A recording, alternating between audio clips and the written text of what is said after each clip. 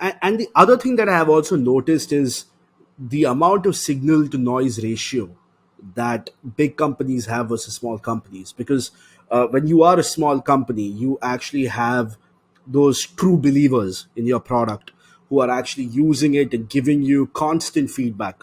You launch a product, you create a parallel Slack community or a Discord community, and your users are giving you feedback on an hourly basis, and you're getting real live feedback, all signals, right? Because the sample is so controlled, versus when you're having large companies trying to adopt the same frameworks that a startup does.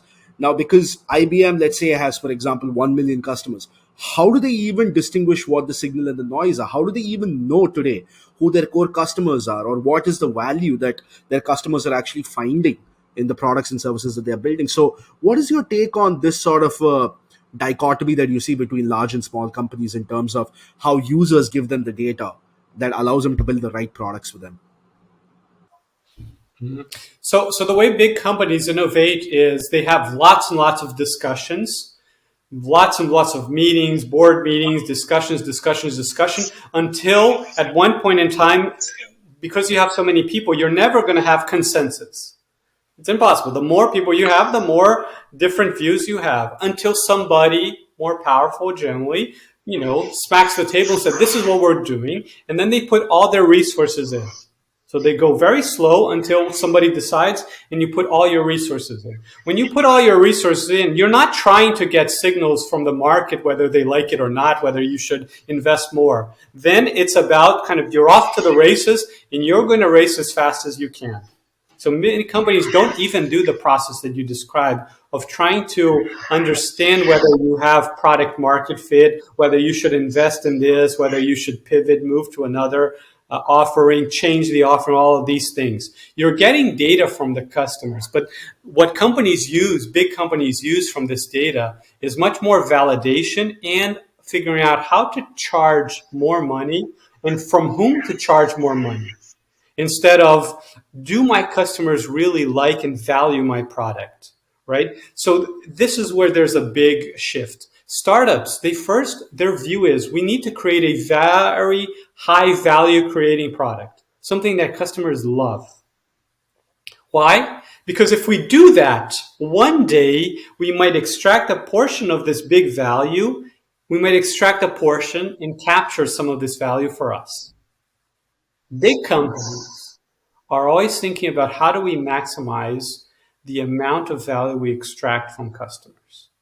And they're getting data to figure out who values our product more, because whoever values more, we're going to charge more. So it's a very, very different view, right?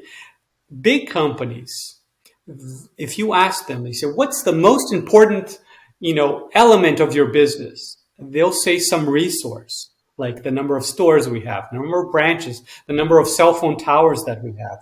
That's the resource-centric view. They think they build resources and make money out of these resources. The customer is just like way down there. It's like almost like a nuisance, a problem. There's a customer there. But we make money out of resources. Startups saying we make money out of customers. Customers are our most valuable resource. And so that's when Netflix decided to move from sending DVDs by mail to streaming. It imploded its business. All the resources they had a bunch of DVDs, they have warehouses. They just threw that away to go from streaming, right? With Flipkart, when Flipkart decided to move from just a pure marketplace in which they didn't acquire the products to moving into kind of being a full service e-commerce shop, they realized they needed to educate the mom and pop shops to sell online.